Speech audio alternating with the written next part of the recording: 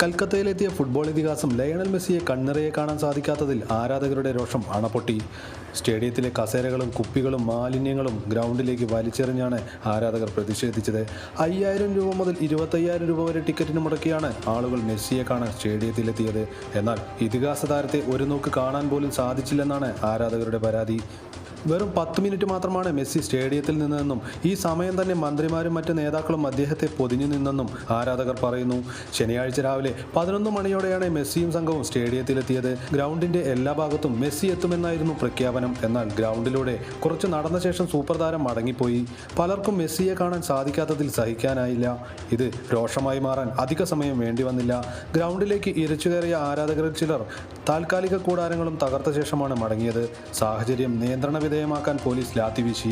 ഇതിൽ ചിലർക്ക് പരിക്കേറ്റു. സ്റ്റേഡിയത്തിന് ലക്ഷങ്ങളുടെ നാശനഷ്ടമുണ്ടായതായി കണക്കാക്കുന്നു. ഇത്തരം സ്പോർട്സ് വാർത്തകൾ അറിയാൻ പേജ് ഫോളോ ചെയ്യൂ.